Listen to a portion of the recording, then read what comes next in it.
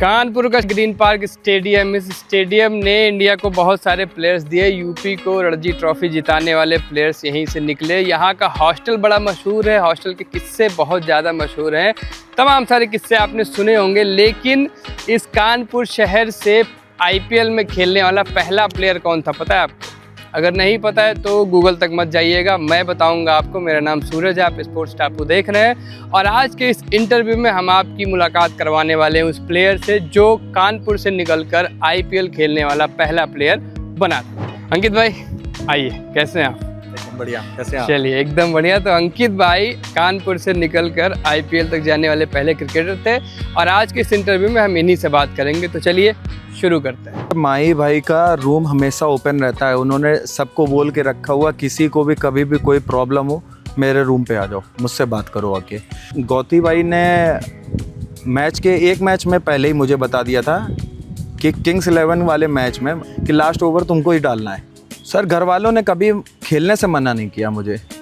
Father ये बोलते थे कि अगर क्रिकेट नहीं खेल पाया तो फिजिकल इतना स्ट्रांग हो जाएगा कम से कम पुलिस में तो लग ही जाएगा। रणजी ट्रॉफी और आईपीएल ना दोनों बहुत डिफरेंस है। तीनों फॉर्मेट के अगर पूरे मैच खेलते हैं तो आप ये पकड़ लीजिए करीब 20 लाख रुपए के आसपास साल का कमाते हैं। उससे ज़्यादा आप ये देखिए, लेदर के बॉल में ये बनी है सीम। तो जो सीम होता है कि इसको सीम को सीधा चलाना है। बैट में स्प्रिंग लगवा के लाया था भाई, इसीलिए बॉल ज़्यादा दूर जाती है कि बैट का स्ट्रोक बहुत अच्छा था। तो शुभमन गिल हमारा जो है वो लग रहा है कि सारे फॉर्मेट में जाके वो डोमिनेट करेगा।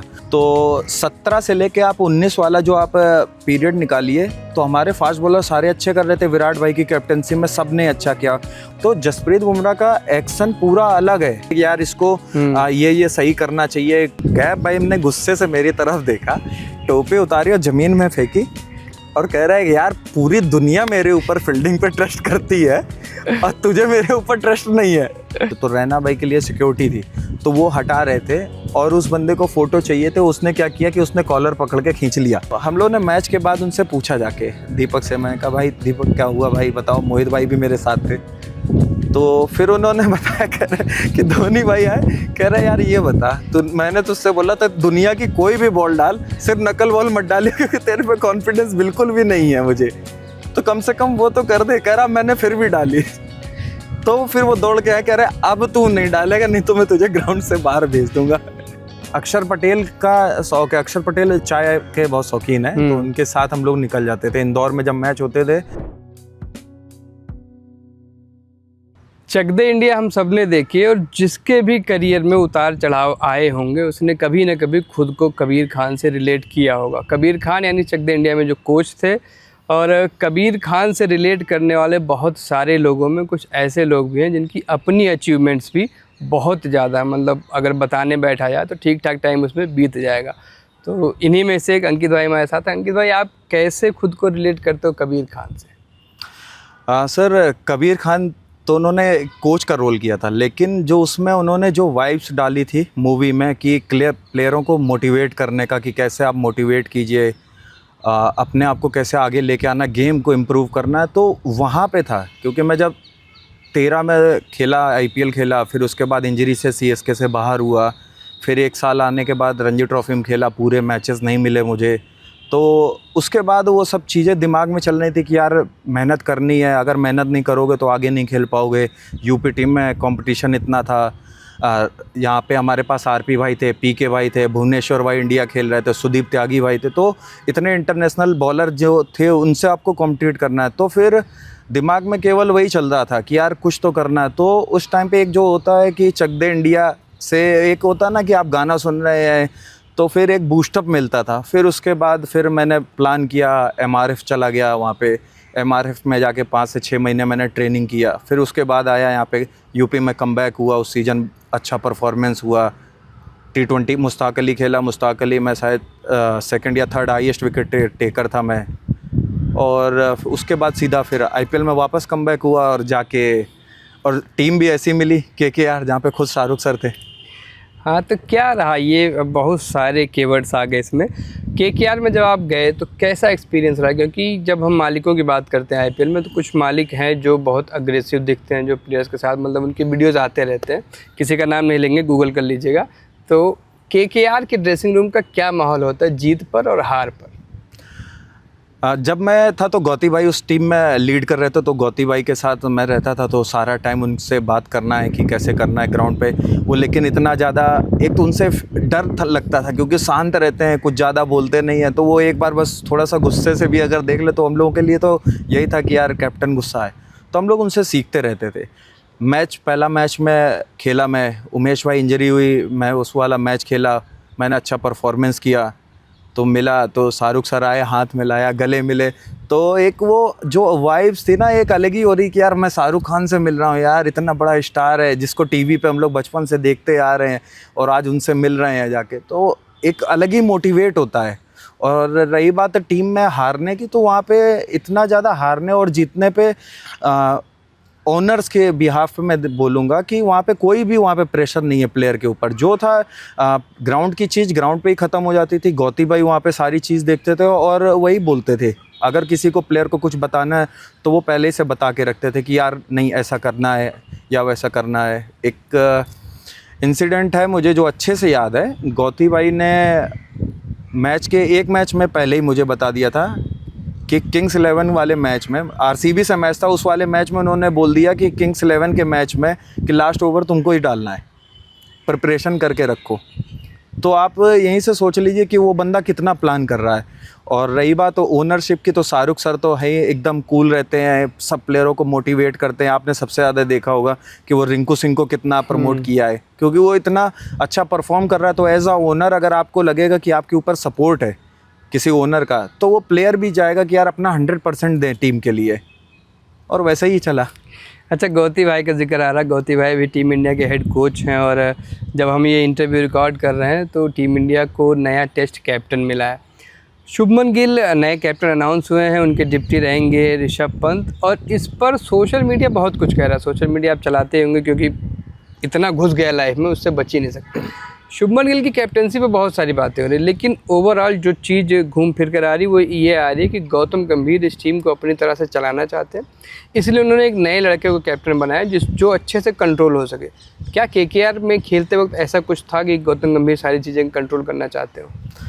एज अ कोच जो वो देख रहे हैं कि आगे का वो फ्यूचर देख रहे हैं। शुभमन गिल ऐसा प्लेयर है, शुभमन गिल को अगर उन्होंने आगे रखा और ऋषभ को वाइस कैप्टनसी दी, तो ये भी हो सकता है कि कभी ऋषभ पंत कैप्टन हो। तो वहाँ पे वो फ्यूचर देख रहे हैं कि हमारे लिए आगे 10 साल कौन सर्व करेगा। और जो सबसे ज़्यादा इम्पोर्टेंट होता है टीम में वो होता है कैप्टन। अगर आपका कैप्टन जो 8 से 10 साल अगर खेलने के लिए तैयार है वो प्लेयर, तो उसको पहले उसको प्रायोरिटी दी जाएगी कि यार ये आगे जाके हमारे लिए रन करेगा और हमारे देश का। क्योंकि आगे देखिए, आप जो सोचिए कि कैप्टन अगर स्टेबल है तो टीम स्टेबल हो जाएगी, तो इसलिए उसको कैप्टनसी का दिया गया है कि शुभमन गिल कैप्टन करे। अच्छा, ओवरऑल गौतम गंभीर पर्सनली कैसे हैं? क्योंकि हम जब उनके मीडिया इंटरेक्शंस देखते हैं तो एकदम स्ट्रेट फॉरवर्ड, जैसे अगर उनको कहना होगा कि अंकित तुम्हें ये कमी है तो वो मुंह पे बोल देंगे, वो घुमाएंगे फिराएंगे नहीं। तो क्या कैमरा ऑफ होने के बाद भी वो ऐसे ही है? कैमरा ऑफ होने के बाद थोड़ा सा मतलब हंसी मजाक चलता है गौती भाई का? जी, वो बिल्कुल हंसी मजाक करते हैं। बहुत सारे उनके साथ, ऐसा नहीं है कि हम लोग बैठते थे, बहुत सारे हंसी मजाक सब कुछ है। और उनको जो लोग बोलते हैं कि यार बहुत गुस्से वाले हैं या ज़्यादा वो स्ट्रेट बात करना पसंद करते हैं, लेकिन ऑफ द फील्ड वो उतने ही चिल और काम रहते हैं। ये नहीं है कि वो सबके सामने जाके वो सोशल मीडिया पे जाके वो वैसे करें, नहीं, उतना नहीं करेंगे वो। लेकिन हाँ, जिनके साथ वो कंफर्टेबल, उनके साथ पूरी मस्ती मजाक सब कुछ करते हैं। अच्छा, आईपीएल से हमने बात शुरू करी केकेआर से, लेकिन पहली आपकी जो टीम थी वो सीएसके थी और सुरेश भाई ने उस समय आपको शायद पहले बताया भी था कि सीएसके वाले खरीदने वाले।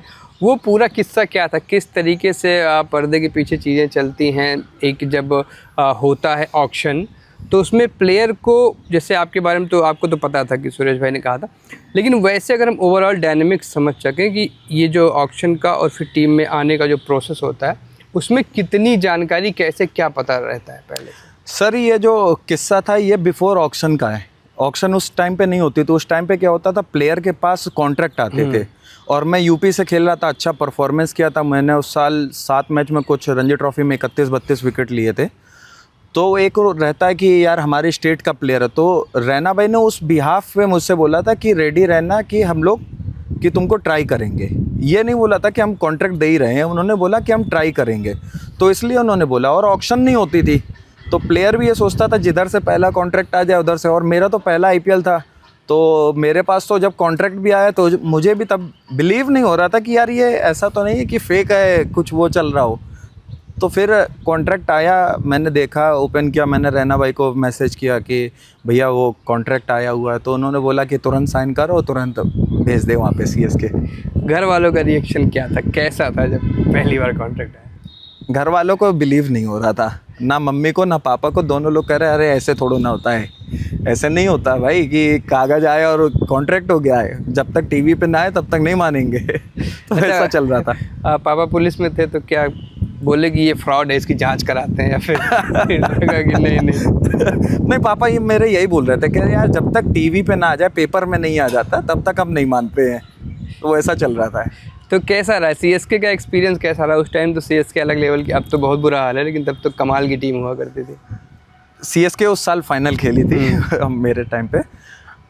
मेरा जो रूम था ऐसा था कि मेरे बगल वाला रूम था सुरेश रैना भाई का, सामने वाला रूम था जड्डू भाई का, और बाजू वाला रूम था अश्विन भाई का। तो सारे जो इंटरनेशनल प्लेयर थे सब सारे आसपास ही थे। तो अब जब आप पहली साल ही पहुंचते हैं टीम में और सारे इंटरनेशनल प्लेयर हैं, तो थोड़ा सा हेजिटेशन रहता है।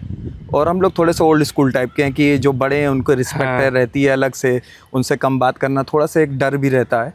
तो उनसे बात करते थे तो हम लोग देख के बात करते थे कि ऐसा ना हो कि कोई सीनियर कुछ टोक दे या कुछ वो, तो वैसे रहते थे। फिर धीरे धीरे जब टाइम बीतने लगा, ग्राउंड पे अच्छा रहते थे। फिर उसके बाद हम लोग जड्डू भाई से थोड़ा ज़्यादा फ्रैंक हो गया, तो उनके रूम पे बैठ जाता था कभी कभी। रात में मूवी भी देख ली एक दो बार, जड्डू भाई को हॉन्टेड मूवी तब उस टाइम पे देखने का अच्छा था तो उनके साथ कभी कभी मूवी भी देख ली रूम पे।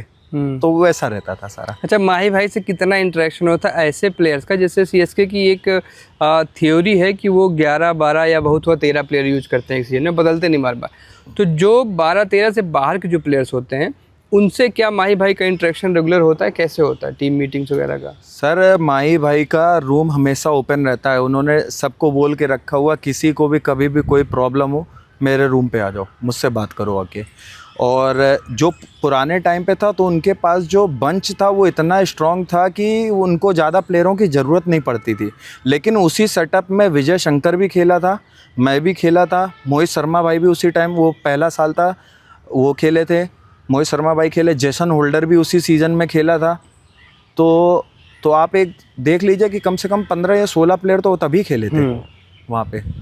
और डोमेस्टिक के प्लेयरों को वो ऐसा नहीं है, वो लेके आते हैं, सेटअप में लाते हैं कि धीरे धीरे, ताकि वो इंटरनेशनल लेवल के लिए तैयार हो जाए। अभी किसी भी जो प्लेयर को, डोमेस्टिक प्लेयर को अगर आप डायरेक्ट वैसे लेके आएंगे तो उस पर प्रेशर रहेगा, कर नहीं पाएगा, परफॉर्म नहीं करेगा। लेकिन अगर एक एक प्लेयर को लेके आएंगे तो वो उसमें होगा कि वो भी फिर वो प्रेशर हैंडल करने लगेगा और वो आगे के लिए तैयार हो जाएगा।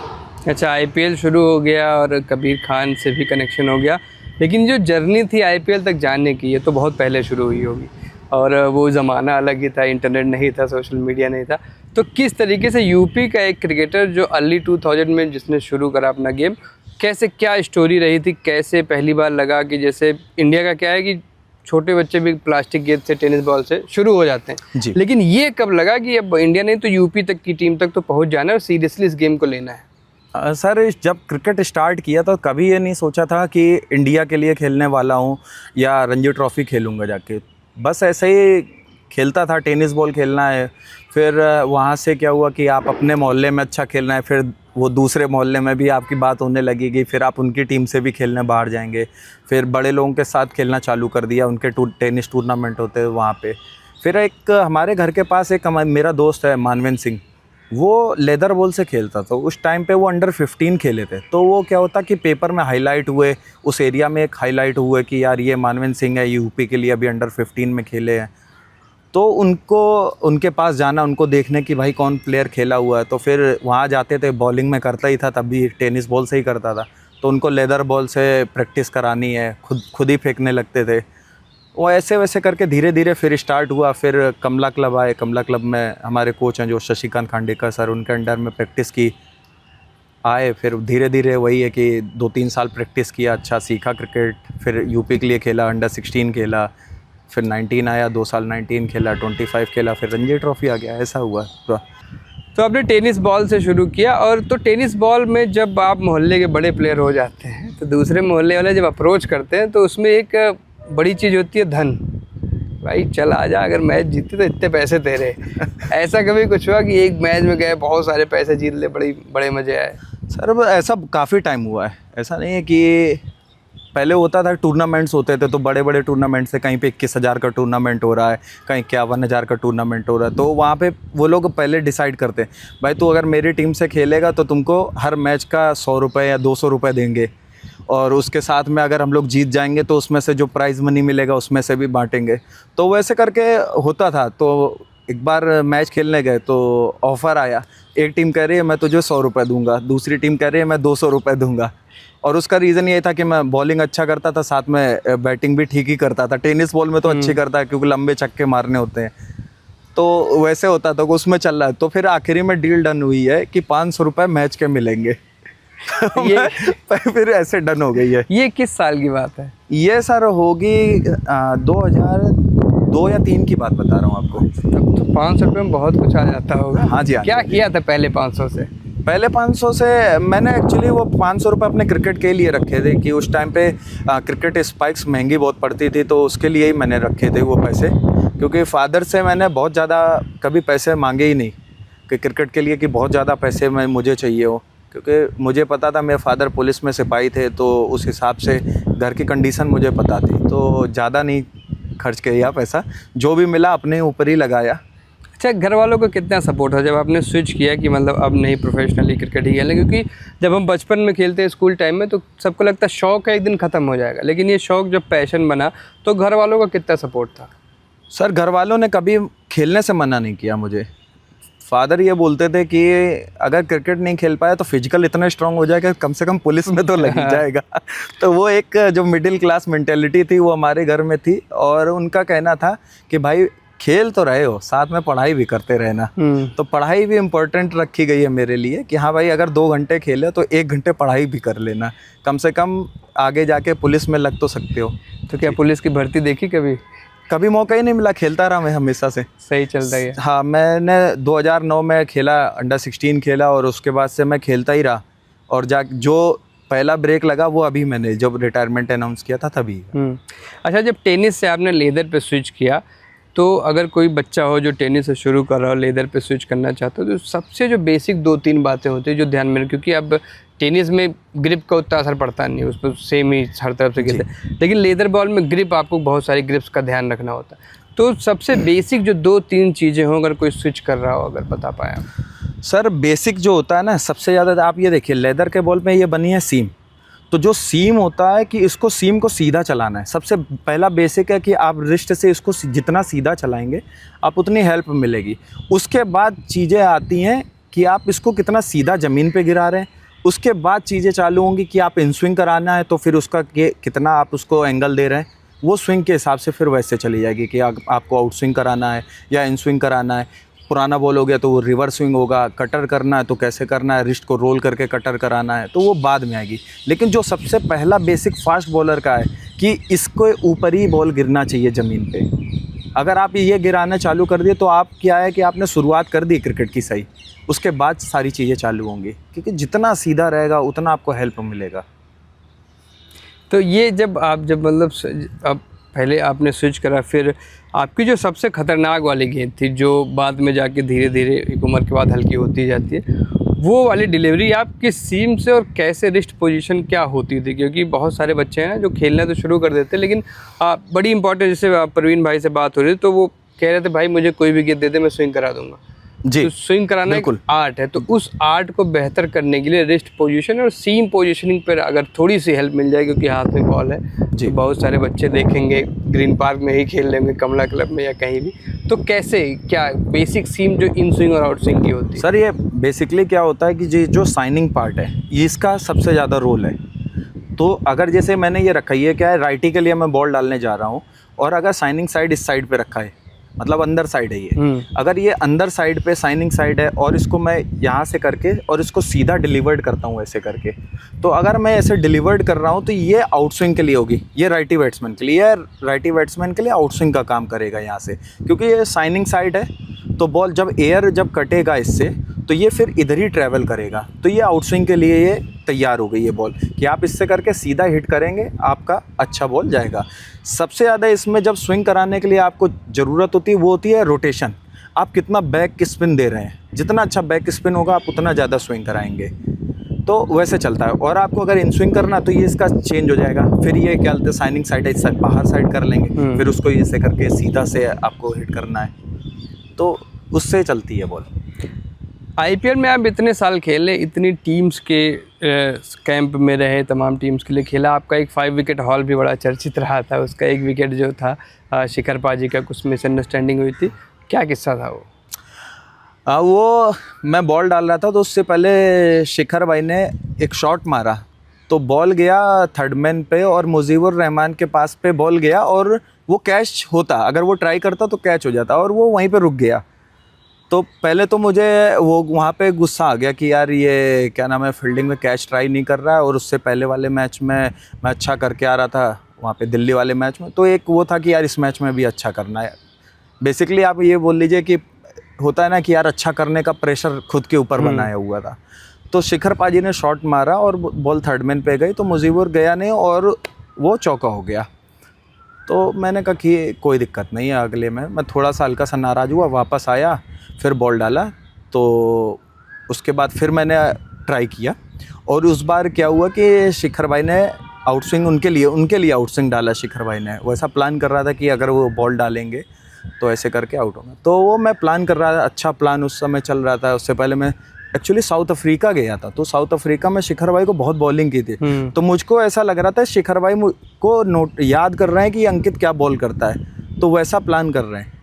तो मैंने अगली बॉल उनके लिए आउटस्विंग रखा, तो आउटस्विंग वो डाला उन्होंने, और वो एकदम से सरप्राइज़ हुए और लग के गया, और करुण ने बहुत अच्छा कैच पकड़ा फर्स्ट स्लिप पे।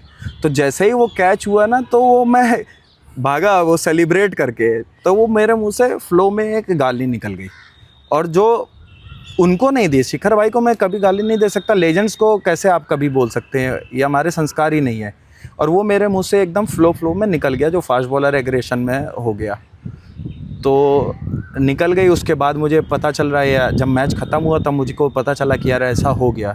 फिर मैं शिखर भाई के पास गया मैच ख़त्म होते, और मैं उनको सॉरी बोला कि मैं पाजी मैंने आपको नहीं बोला था, वो हिट ऑफ द मोशन में ऐसा निकल गया।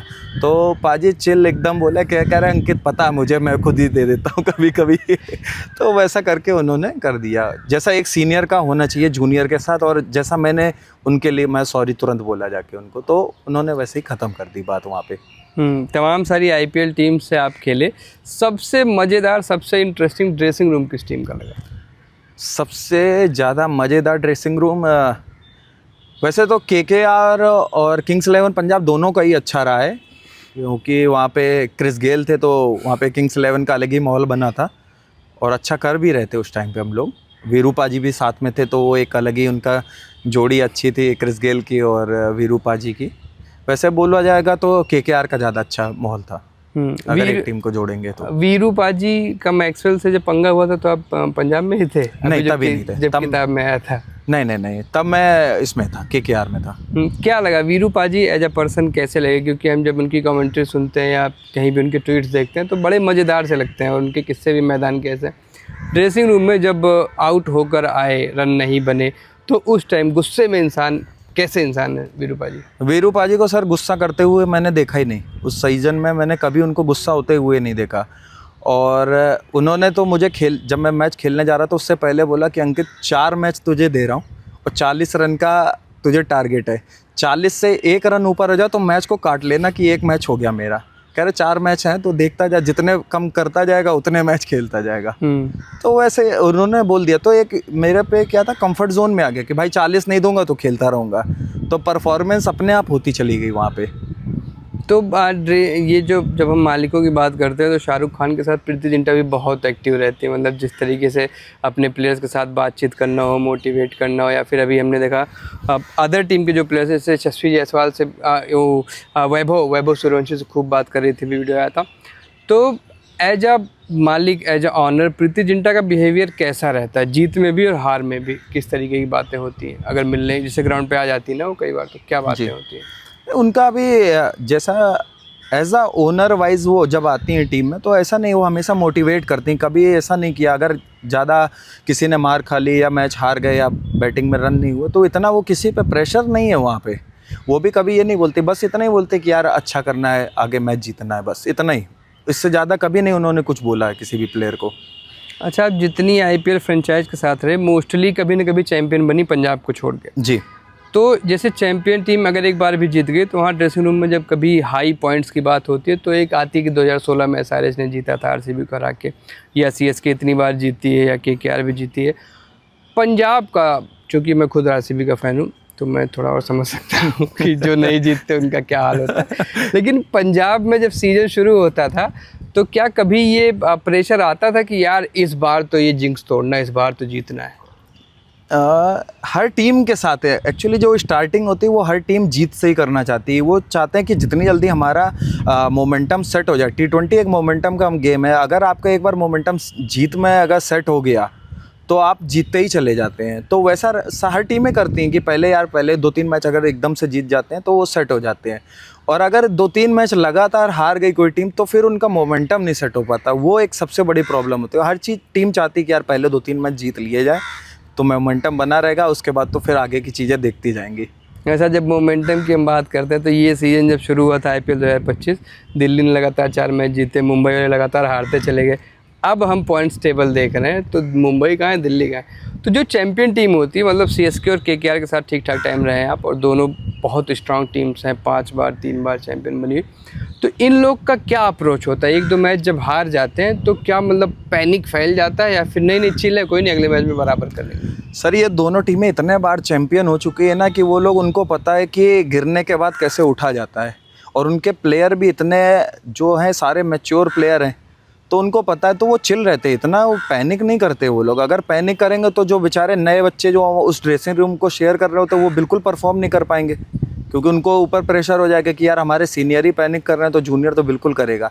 तो वहाँ पे तो ऐसा माहौल नहीं है, क्योंकि दोनों ही टीमों को पता है कि यार वो हारते हारते फिर एकदम से चैंपियनशिप जीत जाती है, तो वैसा रहता है। अच्छा, केकेआर में 2 प्लेयर्स हैं जो बहुत साल से साथ हैं, आंद्रे रसल और सुनील नरेन जी। दोनों का एकदम अलग ही व्यवहार। नरेन हंसेंगे एकदम नहीं, विकेट ले रहे हैं तो भी चिल हैं, पिट रहे हैं तो भी चिल हैं, ठीक है। आंद्रे रसल खूब मज़े करते हैं। इन लोगों के साथ कभी कोई मस्ती हुई कि अब चलो नाइट आउट करते हैं, मज़े करके आते हैं, ऐसा कुछ? सर ये मतलब जो नारायण का है ऑफ फील्ड अलग है, वो वहाँ पे पबजी भी खेल रहे होंगे, आपको वो फीफा भी खेल रहे होंगे, पोकर भी खेल रहे होंगे।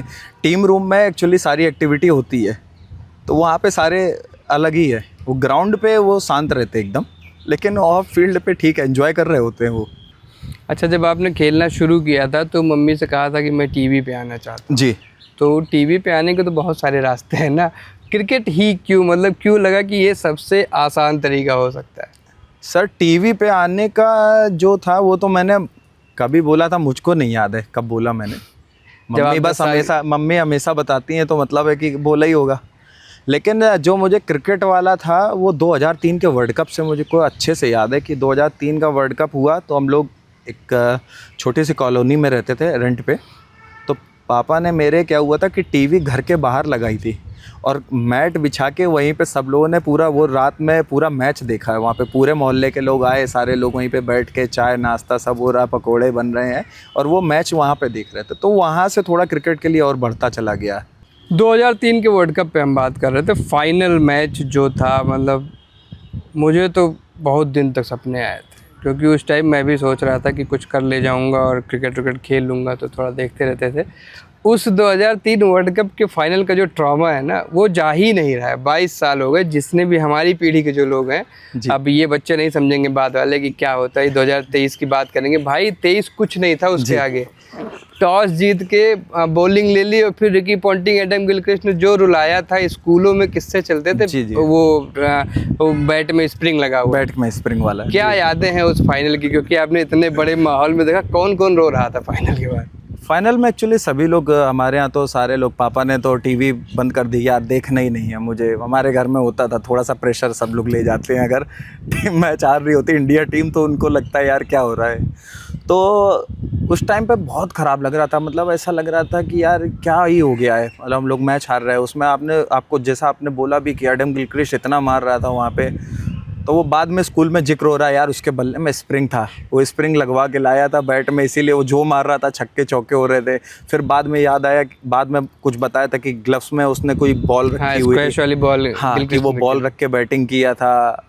फिर बताया दोबारा होगा, हाँ, और फिर ये भी आया था कि बैट में वो ग्रेनाइट का कुछ लगाया था इसलिए बॉल ज़्यादा जा रही थी। तो ऐसे बहुत सारे किस्से चलते रहे हमारे काफ़ी टाइम तक। सबसे क्रेजी क्या सुना था उसके बारे में कि ये तो एकदम है भाई, अब इस पे अब नहीं भरोसा होता, लेकिन उस टाइम बहुत भरोसा हुआ था कि हाँ ये सही है? सबसे ज़्यादा जो था कि उसमें बैट में स्प्रिंग वाला, कि यार बैट में स्प्रिंग लगवा के लाया था भाई, इसीलिए बॉल ज़्यादा दूर जाती है, कि बैट का स्ट्रोक बहुत अच्छा था। हाँ, ऐसा चल रहा था ये। उतने लंबे छक्के तो हमने टीवी पे भी नहीं देखे थे उस टाइम। और सहवाग एक तरफ से लगातार खेले, सचिन ने चौका मारा, आउट हो गया, लेकिन सहवाग एक एंड से खेल रहे थे जी। तो मतलब मुझे तो लगा था कि हो सकता है निकाल ले जाए, क्योंकि सहवाग तो पागल आदमी भाई, कुछ भी अगर बैटिंग कर।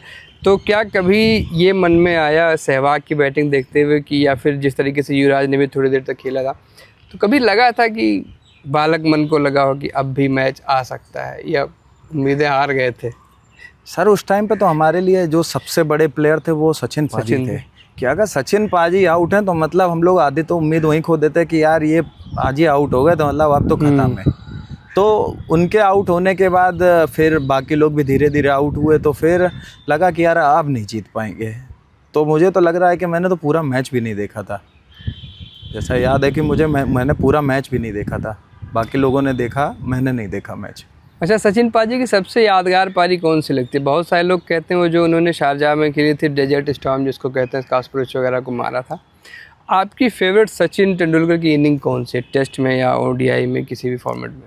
सर अगर जिस जनरेशन में हम लोग अब आ गए हैं, तो उस टाइम पर मुझे लग रहा है जो ग्वालियर में उन्होंने 200 किया था वो बहुत अच्छा लगा मुझे, कि उन्होंने हर शॉट उसमें खेले थे। लास्ट में जाते जाते उन्होंने, आप देखिए, हेलीकॉप्टर शॉट भी मारा उन्होंने, अपर कट भी मारा, हेलीकॉप्टर भी मारा। तो मैं तो उसको बोलूँगा कि उन्होंने कितना इम्प्रूव किया अपने गेम को। और अगर किसी को सीखना है तो पाजी से सीख सकते हैं, कि पाजी जब खुद खेलना उन्होंने स्टार्ट किया और जब उन्होंने लास्ट में देखा तो कितने शॉट इम्प्रूव किए उन्होंने, कि कैसे अपना गेम बदला जा सकता है। तो उनसे सीखने के लिए अभी भी बहुत कुछ है, इसीलिए शायद उनको भगवान बोलते हैं। अच्छा, बहुत सारे लोग कंपेयर करते रहते हैं अलग अलग, मतलब पर्सनली मुझे तो नहीं लगता, लेकिन विराट कोहली वर्सेस सचिन तेंदुलकर बहुत साल चला, जब तक विराट टेस्ट में इतना लंबा 5 साल का ख़राब पीरियड नहीं आया, फिर रिटायर भी हो गए।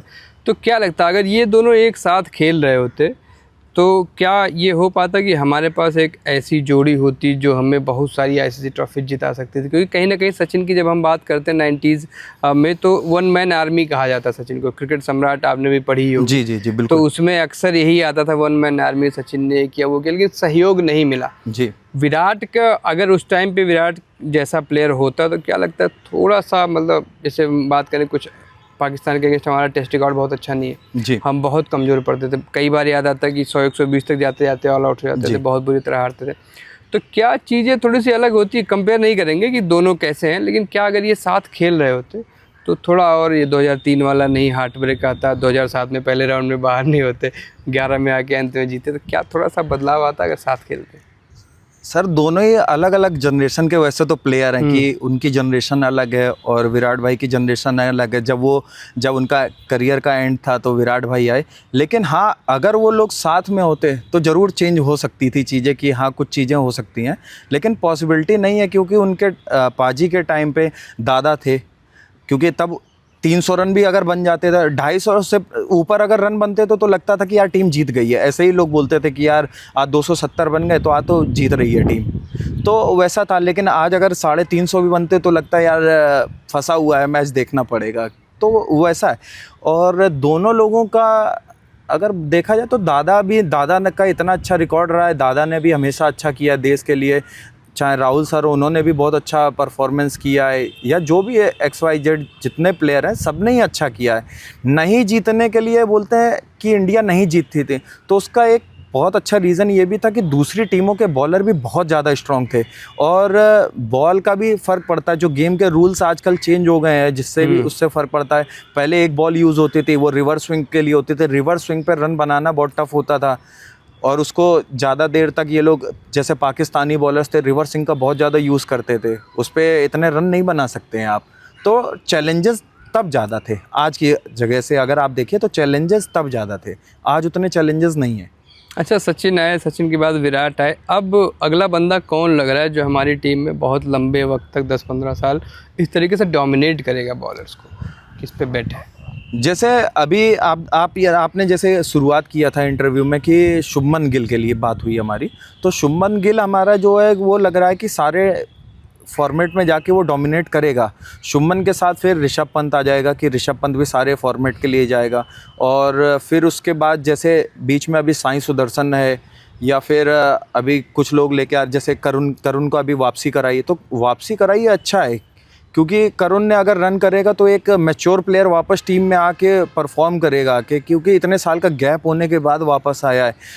9 शतक मारे डोमेस्टिक में, और वो जाके टीम में कमबैक कर रहा है। तो जो नीचे की जो जितने प्लेयर हैं जो डोमेस्टिक खेल रहे हैं, उनके लिए भी एक ये हो गया है कि यार हम परफॉर्म करेंगे, आ जाएंगे। तो ये भी जाके वहाँ पे अगर रन कर देगा तो जाके ये भी डोमिनेट ही करेगा, क्योंकि एक मैच्योर प्लेयर सीधा टीम में जा रहा है। तो मुझे लग रहा है कि ये भी डोमिनेट करेगा वहाँ पे। केएल भाई वहाँ पे टीम में ऑलरेडी हैं, तो वो तो डोमिनेट कर ही रहे हैं वो भी। बस वही है कि उनका इंजरी होता है, फिर इंजरी के बाद वापस आके एकदम से वो फॉर्म नहीं मिलता, थोड़ा सा लेट हो जाते हैं, लेकिन वो भी डोमिनेट करने वाले ही प्लेयर हैं। अच्छा, इंजरी का जिक्र आया तो आपने इंटरव्यू से पहले अपनी उंगली दिखाई थी, तो कैमरे पे वो उंगली दिखाएंगे थोड़ी सी, कैसे क्या हुआ था, ये कैसे हुआ था, मतलब कैसे चोट लगी है? सर ये अपन लोग जो ग्रीन पार्क में बैठे हैं तो यहीं की बात है।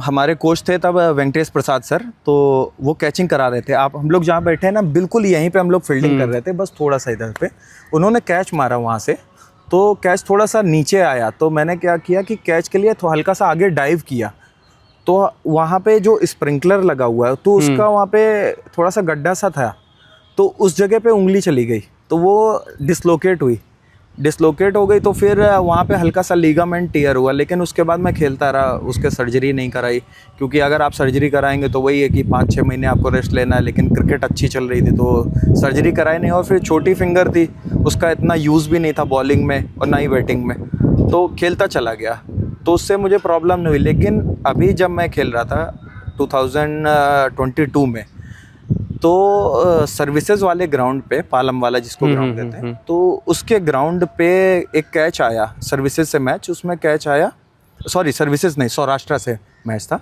सौराष्ट्र से मैच वाले में कैच आया। तो मैं कैच के लिए मैंने ट्राई किया, और वो फिंगर वहाँ पे रेत में नीचे चली गई उंगली में, उसके बाद वो लिगामेंट प्रॉपर टूट गया। फिर वहाँ से ये हुआ कि यार अब इसकी सर्जरी करानी है, लेकिन मैंने फिर भी नहीं बताया।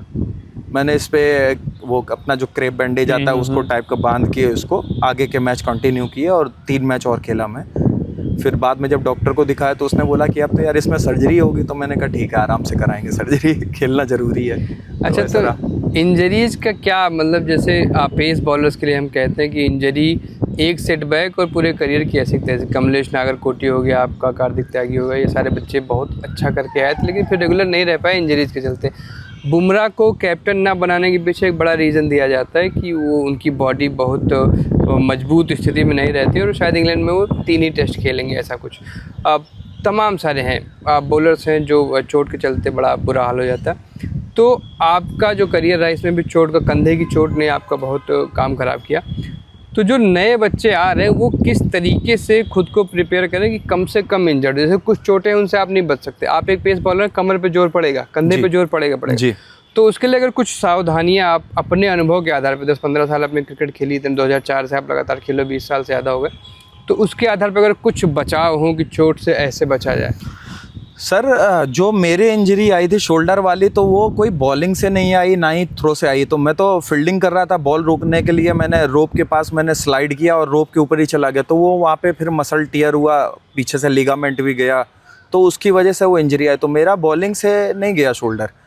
और जो आज की मैं, जैसे आपने नाम लिया नागरकोटी का था या कार्तिक त्यागी का है, और जैसे और भी प्लेयर थे, एक मावी, हमारे यहाँ का मावी के इंजरी हुई है, तो अभी आप देख रहे होंगे रिसेंटली, आप मयंक यादव को देख रहे मयंक होंगे, यादव, मयंक हाँ। को बहुत इंजरी हो रही है। तो सर जैसे बहुत सारे प्लेयर होते हैं कि उनकी बॉडी ना उनको लोड को मतलब ले नहीं पा रही होती है।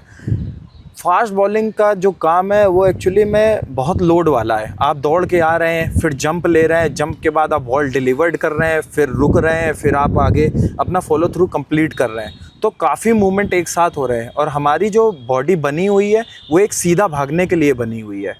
तो जिसका एक्शन ख़राब होगा, जिसकी रनिंग टेक्निक ख़राब होगी, उसके ऊपर ज़्यादा प्रेशर पड़ेगा, उसके लोड आएगा। अब आपने बोला जसप्रीत बुमराह भाई के लिए, आपने जैसा बोला, तो जसप्रीत बुमराह का एक्शन पूरा अलग है। आप अगर आप उसको कॉपी बुक की तरह से देखेंगे तो आप ये बोलेंगे कि यार इसको ये सही करना चाहिए, रन अप में उतना क्विक नहीं है, या हाथ उनका इधर से आता है वैसा, तो आप उनके लिए बोल सकते हैं। लेकिन वो इतना पेस जनरेट कर रहे हैं तो इसलिए उनके लिए इंजरी आ रही है, और उनके अब आनी चालू हुई, क्योंकि उन्होंने इतनी क्रिकेट खेल ली। तो एक एज के बाद इंजरी आनी चालू होती है, तो इंजरी आएंगी। लेकिन जो अर्ली एज के लड़के होते हैं, जो बच्चे प्रिपेयर कर रहे हैं, तो उनको थोड़ा सा लंबा बॉल डालने का आदत होना चाहिए। प्रैक्टिस में अगर वो लंबे स्पेल्स करेंगे तो आपकी मसल तैयार होती है बॉलिंग के लिए। आप जिम में जाके बॉलिंग मसल इंप्रूव नहीं कर सकते। आपको बॉलिंग मसल बनाने के लिए बॉलिंग ही करनी पड़ेगी, क्योंकि आप जिम में जो आप मशीन से या रॉड से जो भी आप कर रहे होते हो वो सीधे सीधे हैं मूवमेंट, जबकि आप बॉलिंग में आप करने जा रहे हैं, आपका रोटेशन भी है, जंप भी है। उसके बाद आप जैसा भी आप करेंगे, जैसा भी एक्शन होता है, किसी की बॉडी हल्की सी फॉल होती है, किसी की सीधी रहती है, तो उस हिसाब से चलता है। कोई दौड़ता है तो उसका पैर सीधा पड़ता है, किसी का पैर थोड़े से क्रॉस होते हैं, तो वो उस हिसाब से होता है। तो आपको अगर आपको बॉलिंग में इम्प्रूव करनी, तो आपको बॉलिंग नेट्स पे ज़्यादा देर करनी पड़ेगी, आपको इंजरी से बचने के लिए। तो बॉलिंग ज़्यादा करनी पड़ेगी। सबसे बढ़िया उपाय यही है कि ज़्यादा हाँ, बॉलिंग करें। आपको नेट्स पे आपको ज़्यादा बॉलिंग करनी पड़ेगी, जिससे आपकी मसल तैयार हो बॉलिंग के लिए। और एक बार मसल इंप्रूव हो जाती है तो आप मैच में 20 ओवर भी डाल दीजिए, आपको कोई ज़्यादा फ़र्क नहीं पड़ेगा। आपने जैसे अभी जिक्र किया था कि प्रवीण कुमार के लिए आपने बोला, पीके भाई हमारे रणजी ट्रॉफी में 20 से 22 ओवर डालते थे, और उनको देख देख के, आरपी भाई को देख के हम लोगों ने भी वही किया कि यार 20 से 22 ओवर डालने ही है दिन के। आप अगर पूरे मैच में 35 ओवर आपको डालने पड़े तो आप डालना चाहिए आपको, और उतनी बॉडी प्रिपेयर होनी चाहिए, उतना लोड आपकी बॉडी अगर बियर करती है तो आप खेल सकते हो रणजी ट्रॉफी, नहीं तो आप नहीं खेल पाएंगे, पूरा सीजन नहीं खेल सकते हैं। अच्छा, यूपी के ड्रेसिंग रूम में इतने साल तक आप रहे, अराउंड 250 रणजी विकेट्स हैं आपके, क्या कभी कुछ ऐसा मज़ेदार हुआ? जैसे पीके वेंकी भाई आपके कोच थे उस टाइम पे, पीके भाई थे, भुवी भाई आए, आरपी भाई आए, तमाम सारे इतने बढ़िया पेसर्स आए और सारे इंडिया खेले, बहुत कमाल करा। लेकिन एक कंपटीशन तो होता है ना, तो कभी ऐसा लगा कि यार आज तो भुवी भाई बड़ा अच्छा डाल रहे हैं, आज तो बॉलिंग ना मिल रही? सर भुवी भाई के साथ मैं खेला हूँ, छः मैच खेला था। जब उनकी कॉल हुई थी तब 6 ही मैच खेला। तो जब भी भुवी, जैसे मैं आपको बताता हूँ, यहीं पे जिस मैच की मैं आपको बात की कि फिंगर में चोट लगी, वो मैच मेरी लाइफ का सेकंड मैच था। यहाँ पे रणजी ट्रॉफी का सेकंड मैच मैं यहाँ पे खेल रहा था, और फर्स्ट लाइव मैच था। तो मैंने 4 विकेट लिए हुए थे, बड़ौदा से मैच चल रहा, मैंने 4 विकेट लिए हुए। तो मैं ये सोच रहा हूँ उधर पे खड़े होके कि यार भुवी भाई का स्पेल चल रहा है, और भुवी भाई अभी 2 विकेट ये लास्ट वाले हैं, ये 2 तुरंत ले जाएंगे। और मैं खड़ा हूँ कि, और वहाँ पे मैं सोच रहा हूँ यार मेरे 5 विकेट रुक जाएंगे। तो ऐसा बहुत बार हुआ है कि यार भुवी भाई आए बॉल डालने, या आरपी भाई आए बॉल डालने, तो ऐसा लगता था कि यार आरपी भाई आ गए तो यार अब तो ख़त्म, लास्ट वाले विकेट के लिए लड़ाई है दोनों साइड से, कि अगर मैं डालूंगा तो मैं ले जाऊंगा, या आरपी भाई आए आरपी भाई ले जाएंगे, या चावला भाई आए तो चावला भाई ले जाएंगे। तो यहाँ तो स्पिनर का तो कंपटीशन बहुत रहता था। इसीलिए हमारी टीम की जो बॉलिंग थी बहुत स्ट्रांग थी उस टाइम पे, और उससे ज़्यादा स्ट्रांग थी फील्डिंग हमारी। स्लिप में कैच गया तो मतलब है कि हम लोग पीछे देखना भी नहीं है, हाँ तुरंत आउट है भाई, हो गया। हाँ जी, हाँ जी। अच्छा, जब एक आपके साथ कोई खेल रहा है और फिर वो उसकी इंडिया कॉल आती है, फिर जब वो इंडिया खेल के लौटता है तो कितनी चीज़ें बदलती हैं? पहले तो किटबैक बदल जाता होगा, इसके अलावा क्या क्या बदलता है? इसके अलावा तो सर क्या व्यवहार बदलता है? सर व्यवहार तो नहीं बदला। मेरे साथ जितने भी लोग रहे, चाहे भुवी भाई हो या कुलदीप खेला साथ में जाके, उससे व्यवहार किसी का नहीं बदला अभी तक। सभी से वैसी ही बातचीत है सबसे। हाँ, थोड़ा सा वो लोग क्या होता है कि रिजर्व हो जाते हैं, लेकिन अपनों के लिए नहीं, बाहर वालों से, क्योंकि फिर उनको लगता है यार उनको अपना जो टाइम चाहिए वो रहे कि यार, क्योंकि सब लोग फिर आते हैं, बहुत सारे लोग आ जाएंगे यार, फ़ोटो चाहिए, तो कितना भी हो प्लेयर फिर एक टाइम के बाद इरिटेट होने लगता है, यार उसको जाना है, उसको भी घर जाके तैयारी करनी है, रूम पे जाना है, और भी कुछ है, शूट्स रहते हैं, ये उसको टाइम नहीं इतना मिलता है, तो फिर थोड़ा सा हल्का सा वो पब्लिक से दूर होने की कोशिश करते हैं।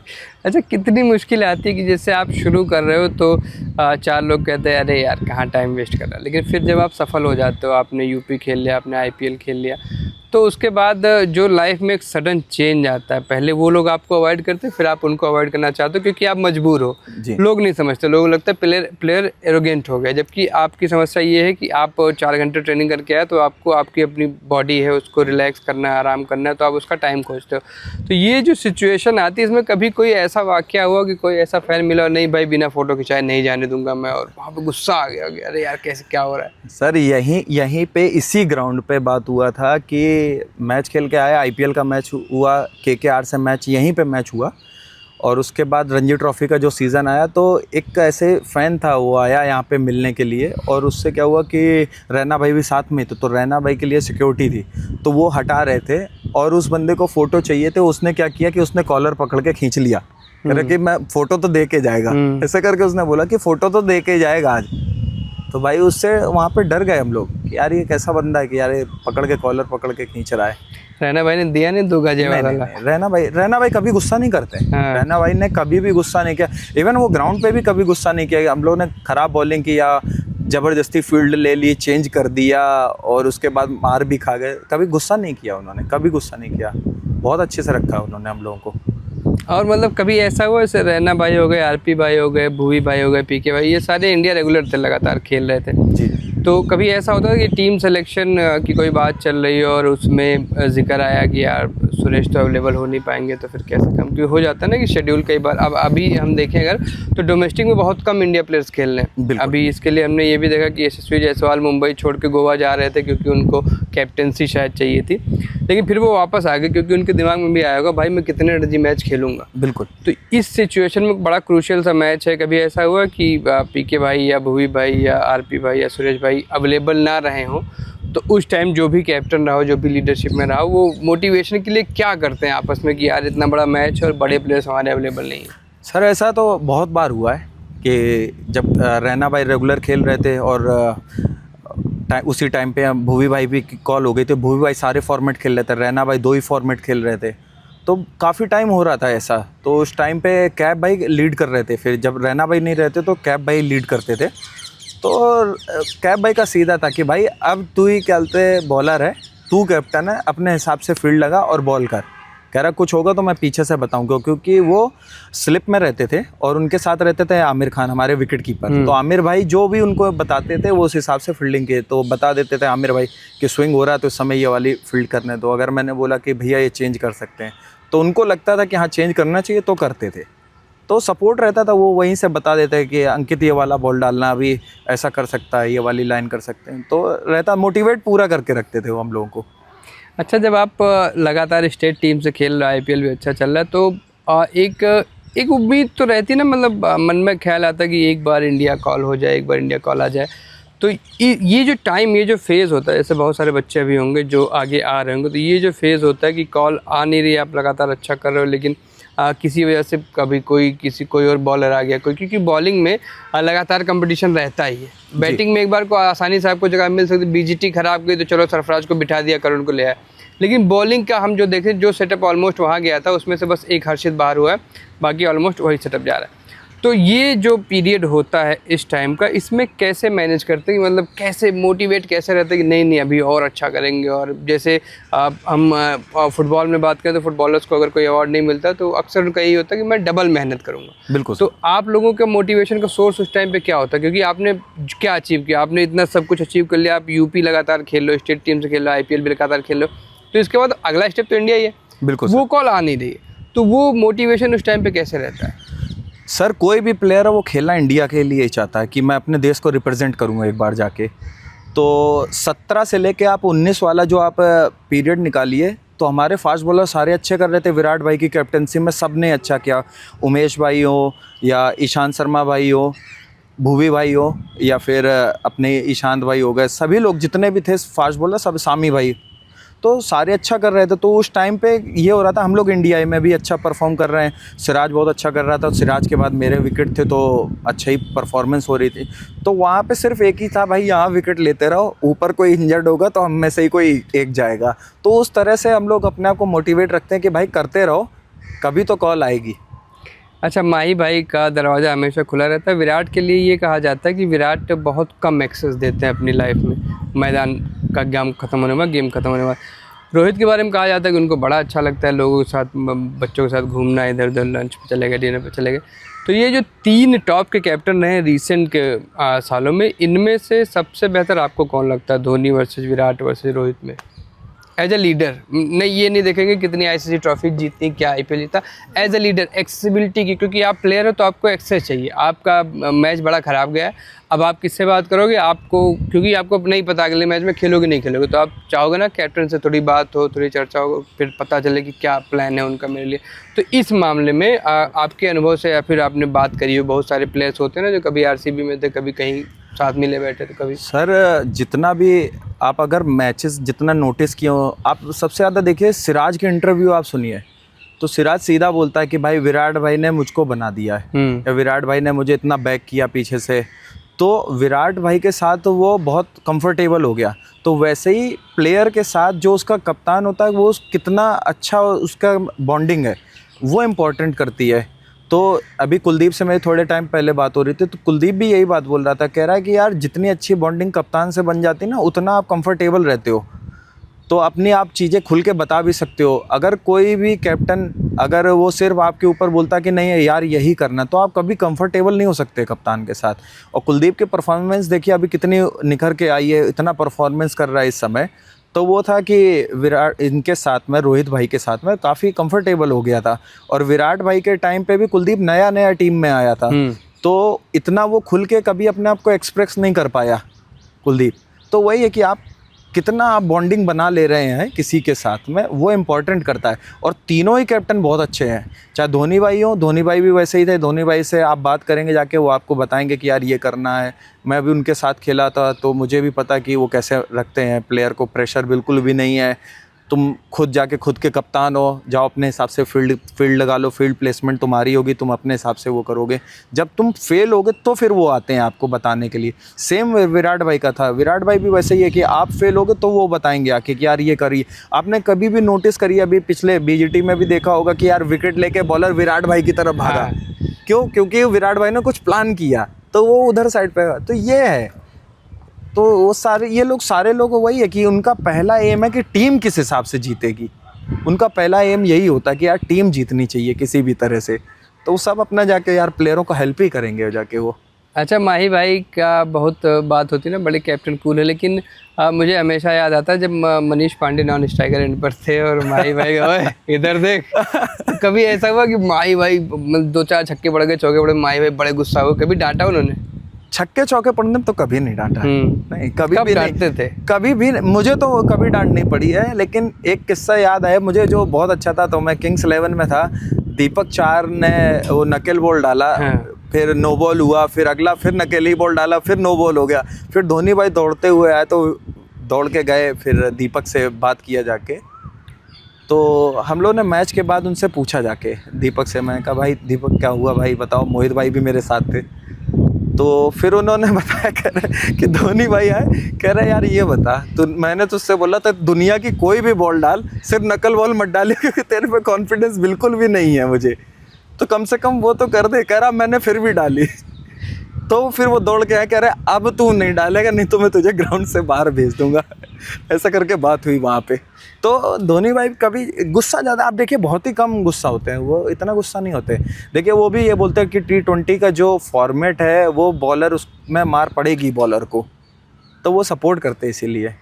इतने कैप्टन्स के अंडर आप खेले, सबसे मतलब माही भाई को अलग रख देते हैं, वो तो हैं ही कूल जी। उनके बाद सबसे कूल कैप्टन कौन लगा कि रन आ रहे हैं, विकेट नहीं आ रहे, कोई इशू नहीं है, तो अपना डाल, अच्छा कर रहा है कोई बात नहीं, अगर बुरा कर रहा है तो उसको थोड़ा बेटर करेंगे, डांटने की जगह प्यार से। मतलब सबसे कूल कैप्टन माही भाई के अलावा कौन लगा आपको जिनके अंडर आप खेले? IPL में अगर देखा जाएगा तो उसके बाद फिर मैं गौती भाई का ही नाम लूँगा, कि उसके बाद तो मैं उनके अंडर में फिर कंफर्टेबल रहा, क्योंकि जितनी फ्रीडम उन्होंने दी है मुझे तो नहीं लग रहा कि किसी और कैप्टन ने दिया है, क्योंकि उन्होंने मुझे, अगर आप बोलिए ना कि प्लेयर का जो जिगरा खोलने वाली बात होती है ना, तो उन्होंने वो खोला कि वो फिर मेरा डर ख़त्म हो गया था उनके टाइम पे, कि उन्होंने बोला कि जो करना कर, कितने लगेंगे, 6 पे 6 छक्के ही तो लग सकते हैं, कह रहा लेकिन अपना बिंदास होकर बॉल डाल। तो वो चीज़ उनके दिमाग में हमेशा रहती थी मेरे, कि यार खुल के बॉलिंग करनी है तभी आउट कर पाओगे यहाँ पे। अच्छा, बाहर से जब हम देखते हैं गौतम गंभीर को, तो एक लगता है कि मतलब डिक्टेटर टाइप का आदमी, कि मेरे तरीके से नहीं होगा तो नहीं होने दूंगा। कभी अंदर भी ऐसा लगा कि वो कह रहे हैं कि नहीं नहीं ऐसा है कि तुझे 3 इन स्विंग, 1 नकल बॉल, 2 आउट स्विंग यही डालने, इसके अलावा कुछ डालेगा? नहीं, तो नहीं, कभी नहीं, कभी डिक्टेट ऐसा भी नहीं, नहीं, ये तो चीज़ वो करते ही नहीं है। वो तो यही बोलते हैं कि जो तुम्हारे पास है तुम उसी से करो, मैं तो बाद में बताऊंगा तुमको, पहले जो तुम्हारा प्लान ए है आप उसी पे जाइए, क्योंकि आप उनका यही भरोसा है कि आपने जो काम लगातार रणजी ट्रॉफी में या T20 मुश्ताक अली में या वनडे में जो आप करते हुए आ रहे होगे, आप उसको ज़्यादा बेटर करोगे, ना कि कोई नई चीज़ ला के वो रख देंगे उसमें आप बेटर करोगे। तो वो कभी ऐसा नहीं करते, वो कहते थे जो तुम्हारे पास है उसी को अच्छा करना है। ठीक है, इतने प्लेयर्स के साथ आप खेले, तो कई बार होता है ना कि जब एज अ पेस बॉलर जब आप की बॉलिंग पे कोई गलती होती है कुछ, तो गुस्सा बहुत आता है। तो गुस्सा हो या प्यार हो, या कभी बड़ा प्राउड फील हुआ कि आपने गंदी के डेली डाउन द लेग गया, उस पर फाइन लेग की तरफ मारा और बड़े अच्छे से प्लेयर ने, फील्डर जो भी वहाँ पे था, उसने बड़े अच्छे से 3 रन बचा लिए। तो ऐसे कोई मैदान के अंदर के किस्से बताइए आप। एक मैं आपको किस्सा बताता हूँ जो मेरा इंसिडेंट हुआ है कैब भाई के साथ में, तो वो बताता हूँ। मैंने बॉल इंदौर में मैच खेला, एक एमरल्ड ग्राउंड है, एमरल्ड स्कूल है उसमें एक ग्राउंड पे, तो मैंने बॉल फेंका और बॉल हैंडल पे लगा और बॉल खड़ा हुआ ऊपर, तो कैब भाई ने उधर से बोला यस, और इधर से मैं बॉल डाल के भागता हुआ आ रहा हूँ, यस यस यस कर रहा हूँ, कैब भाई उधर से आ रहा है, मैं इधर, तो मैंने यस बोला तो कैब भाई रुक गए, और मैं कैच लेने के लिए मैंने यूँ ट्राई किया और मेरे बॉल जो थी मेरे हाथ पे लगी और कैच करके यूँ गिर गई उधर। कैब भाई ने गुस्से से मेरी तरफ देखा, टोपी उतारी और ज़मीन में फेंकी और कह रहा है कि यार पूरी दुनिया मेरे ऊपर फील्डिंग पे ट्रस्ट करती है और तुझे मेरे ऊपर ट्रस्ट नहीं है। और मैं पूरे मैच में लिटरली यूँ करके ऐसे पूरे मैच में घूमता रहा, मैं कैब भाई के नज़र के सामने नहीं आना चाह रहा था। ड्रेसिंग रूम वहाँ पे ऊपर था, तो जब हमारी बैटिंग आई तो मैं ड्रेसिंग रूम में ऊपर नहीं जा रहा हूँ, वो नीचे ही बैठ गया और वहीं पे बैठा रहा कि ऊपर नहीं जाना, कैब भाई पकड़ लेंगे मुझे। तो पूरे टाइम वहीं रहा। तो ऐसे बहुत सारे किस्से होते रहे हैं छोटे छोटे। ऐसा और कोई किसी और प्लेयर के साथ हुआ? क्योंकि पीके भाई का गुस्सा बड़ा मशहूर है कि उनको जब गुस्सा आता ऑस्ट्रेलिया में तो पंगे कर लिए थे, हालांकि वो कहते हैं कि मैंने कुछ नहीं किया, मैं तो बस बात कर रहा था। तो पीके भाई के साथ या फिर भूवी भाई कुछ बोलते ही नहीं, तो इन लोगों के साथ कभी कोई स्ट्रेटजी बन रही, कोई प्लान, ऐसा कोई किस्सा या मैदान के अंदर का? एक पीके भाई के साथ का ही बताता हूँ। तो हम लोग वलसाड में मैच खेल रहे थे, तो टर्नर विकेट बना हुआ था, तो मैं बैटिंग करने जा रहा था। उस साल क्या हुआ था कि मेरे बिल्कुल भी रन नहीं बन रहे थे, दूसरी तीसरी बॉल पे आउट होके आ जा रहा था। तो मेरे पास एक पुराने से एसजी के ग्लव्स थे, तो उन्होंने ग्लव्स देकर कह रहे हैं अंकित नए क्यों नहीं ले रहा? तो मैंने कहा भैया वो अभी आए नहीं है, कॉन्ट्रैक्ट से आ जाएंगे तब ले लेंगे। तो वो बोले कि चल अच्छा एक काम कर कि रन तो तुझसे बन नहीं रहे, तो ग्लव्स क्यों भेजेगा कंपनी वाला? तो उन्होंने मजाक में बोला। तो मैंने कहा भैया आज जाते ही छक्का मार दूंगा। तो बोल रहा है कि अगर तूने आज जाते ही छक्का मारा तो मैं किटबैक दूंगा तुझे। तो मैंने कहा भैया शर्त लगाओ। तो बोले कि शर्त होगी। तो मैं बैटिंग करने गया वहाँ पे, तो चावला भाई नॉन स्ट्राइक पे, तो जाते ही चावला भी कह रहे अंकित डिफेंस करना, सिंगल ले लियो उसके बाद मैं देख लूँगा। तो मैंने चावला भाई से बोला, ऐसे हाथ मारा और मैं चला गया। मैंने कहा जी भैया। रमेश पवार जी ने बॉल फेंकी, मैंने स्टेप आउट किया, सामने मारा छक्का निकल के। तो चावला भाई उधर से आए, कह रहे यार ये बताओ तुमने मुझसे कुछ बोला, ये बाहर से तालियां क्यों बज रही हैं, हुआ क्या है? तो मैंने बोला भैया एक शर्त लगी हुई थी, बोला था कि चाहते ही अगर पहली बॉल पे तुमने छक्का मार दिया तो तुम्हें किटबैक मिलेगा, तो इसलिए मैंने पहली बॉल पे निकल के मारा। तो बोले चल बाहर बताता हूँ चल के। चावला भाई बोले। अच्छा, ऐसा एक मुझे 10 सिराज का भी हुआ था ऑस्ट्रेलिया में, जब अश्विन ने उनको सिंगल लेके स्ट्राइक दे, बोला तेरे पे भरोसा करके दिया है, गड़बड़ मत करिए, सीधे छक्का मारा सिराज। तो क्या ये पेस बॉलर्स में होता है क्या कि मतलब बैटिंग में भी नहीं पीछे नहीं हटना है, डट के रहना है, मारना है?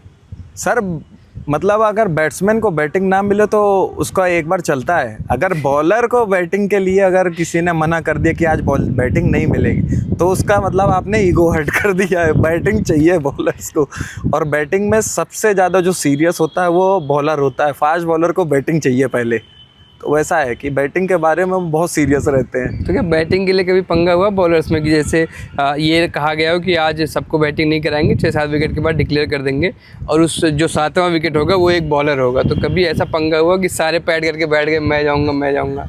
सर डिक्लेयर वाला नहीं, लेकिन हाँ टीम में ये रहता है कि कौन पहले जाएगा।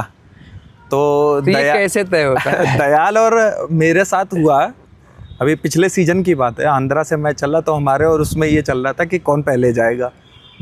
तो सौरभ कुमार मेरा बोलता है कि यार बाबा तुम जाना, मुझे टीम में बाबा बोलते तो कह रहे बाबा तुम जाना। तो दयाल बोलता है उधर से, और वो पीछे से जाके दयाल के यूँ मार के सौरभ कह रहा है तू जाना पहले दयाल को बोल रहा, और मुझसे कह रहा है नहीं यार तुम जाना। तो मैंने देख लिया सौरभ को कि ये बोल रहा है, तो दयाल मुझसे ठीक बैटिंग करता है, तो मैंने फिर उसको बोला यार दयाल एक काम कर, तू बैटिंग करने चला जा, मैं तो बाद में जाऊंगा बैटिंग करने। तो ये सब चीज़ें चलती रहती हैं वहाँ पे टीम में, ड्रेसिंग रूम में। और 2 फास्ट बॉलर हैं एक जैसे ही हैं, तो उनमें तो बिल्कुल ही होना है कि वो पहले जाएगा। अच्छा, यश दयाल ने जब 5 छक्के खाए थे, रिंकू ने मारा, दोनों की ठीक ठाक कॉम्बिनेटरी भी थी, उसके बाद बहुत सारी खबरें आई, वजन घट गया, बड़े बीमार हैं, बड़े रो रहे हैं, तो उस टाइम पे क्या कभी बात हुई थी, कभी इस इंसिडेंट के इर्द गिर्द कभी बात हुई कि कैसे वापसी करी? क्योंकि जब वापस आए हैं भाई साहब, मैं तो आरसीबी का फ़ैन हूँ तो मैं तो देखता रहता हूँ, 20वां ओवर दयाल का फिक्स है, जो डिफेंड करना दयाल करेगा। कल के मैच में भी शायद आप 2 ही ओवर फेंके, तीसरा ओवर जो मिला वो 20वां ही था, तो इतना भरोसा जीता उन्होंने, जबकि 20वें ओवर में ही काम खराब हुआ था जी। तो इस यात्रा के दौरान कभी बात हुई यश से? सर बहुत टाइम बात हुई, उसके बाद तो मुझे लग रहा है कि उसमें बहुत ज़्यादा हम लोगों ने समय बिताया। ड्रेसिंग रूम में भी हम लोग इवन रूम पार्टनर भी थे हम लोग, तो काफ़ी टाइम तक रूम पार्टनर रहे एक साथ। तो इस सब टॉपिकों पे हम लोगों ने बात की, तो बात हो रही थी, तो ऐसे ही बात होते तो बोला कि यार अंकित भाई कि ये टाइम तो बदलना ही है, कि अगर 5 छक्के खाएं तो ऐसा भी आएगा कि यार 20वें ओवर में मैच भी जिताने। तो आप नोटिस कीजिए, उसने दो मैच तो सीएसके के अगेंस्ट मैच उसने जिता दिए, क्लियर जिताएं। तो वो सारा अचीव इसलिए हुआ क्योंकि उसने वो ठाना हुआ है कि भाई मैं 20वां ओवर ही डालूंगा, और बेस्ट जो होता है ना कि यार फिनिश करना है, तो बेस्ट फिनिशर बन के निकलना है, कि डेथ का मैं बेस्ट बॉलर बन के निकलूँगा। तो उसने सर बहुत मेहनत की फिर उसके बाद वहाँ से। अगर बिहाइंड द सीन कुछ ऐसे किस्से, कोई बातचीत याद आती हो इस यात्रा के दौरान की, कि ऐसे चर्चा हुई कि यार अब ऐसे करना कि जो मैं लो फुल टॉस ट्राई कर रहा था उसको थोड़ा चेंज करूँगा, या यॉर्कर की जगह अपनी स्लोअर जो अपनी स्लोअर शॉर्ट पिच मारते हैं वो बड़ी अच्छी मारते हैं, ये सब मतलब कुछ अगर इस जर्नी की बात हुई हो? सर तो हम लोग बात कर रहे थे तो उसी पे, तो उसने दयाल ने बताया कि यार भैया जब तीसरा छक्का पड़ गया तो मुझको मतलब ये नहीं लग रहा था कि क्या करूं, यॉर्कर डालने जा रहा हूं तो फुल टॉस हो गई, फिर उसके बाद मैं स्लोअर डालने गया, बैकहैंड जो डालता है जो उसकी वेपन है उस पर भी छक्का पड़ गया। तो वो कह रहा है कि मैं एक टाइम के बाद ब्लैंक हो गया, कि नहीं समझ में आ रहा था क्या है। तो उस पर बात हो रही, फिर उसने बोला कि नहीं भैया मैं तो अपना बैक करूंगा, कि अब यॉर्कर को ही बैक करूंगा। तो काफ़ी प्रैक्टिस की उसने यहाँ पे, ये जो साइड के विकेट्स हैं यहाँ पे आके सुबह जल्दी आना, मैच के पहले आ जाता था वो, आधे घंटे पहले आके बॉलिंग करता था, कोचेस के साथ उसने बॉलिंग की, फिर मैचेस में भी वो ट्राई किए। तो उसने काफ़ी मेहनत की है जाके, तब जाके वो आज उस जगह पे है कि अब वो 20वां ओवर डालता तो कॉन्फिडेंट, हमको भी कॉन्फिडेंट रहते हैं कि यार ये तो डाल के निकल जाएगा अभी। तो वो सर आता है जब आप बहुत ज़्यादा मेहनत करते हैं तब वो जाके आप अचीव कर पाते हैं। अच्छा, पिछली बार जब माही भाई के सामने डिफेंड किया था, फिर आरसीबी क्वालिफाई की, फिर इतना भयंकर जश्न हुआ कि अंबती रायडू को बोलना पड़ा कि ये क्या कुछ हो रहा है यार, आईपीएल थोड़ी ना जीत लिया। तो उस वाली परफॉर्मेंस के बाद कभी बैठे हो यार दोस्त, फिर आए यार जब माही भाई आए तो मेरे दिमाग में ये चल रहा था, फिर ऐसे एग्जीक्यूट किया? क्योंकि माही भाई का डर तो रहता है बीच में। बिल्कुल सबको ही डर रहता है। हाँ। तो लेकिन दयाल ने कभी ये सब नहीं बोला कि माही भाई, उसने ये जरूर बोला कि मुझे पता है कि माही भाई को अगर जरा सा भी लेंथ मिस हो गया तो वो छक्का ही जाना है। तो उसने ये सब बोला, लेकिन कभी ऐसा नहीं बोला कि यार कि बहुत डर रहा, कह रहा है कि नहीं मैं कॉन्फिडेंट था। तो अच्छी चीज़ थी कि वो कॉन्फिडेंस, और ये कॉन्फिडेंस आता है जब आप ग्राउंड पर टाइम देते हैं, तभी आप कॉन्फिडेंस लेके आ पाते हैं। तो ऐसा कॉन्फिडेंस का कोई किस्सा हो कि कोई मैच ख़राब गया हो, फिर आप लोग बैठे हो सीनियर्स के साथ, क्योंकि बीच के जब आपने खेलना शुरू किया स्पेशली उसके बाद से यूपी की क्रिकेट बहुत ऊपर गई है। शुरू में गोपाल सर थे, ज्ञानू भैया थे, आप कभी आए एक मैच खेला बाहर हो गए, या फिर टीम में आए लेकिन आशीष भाई, आशीष मिस्टर जयदी कई बार टीम में सेटअप में आए लेकिन मेन टीम में नहीं खेल पाए।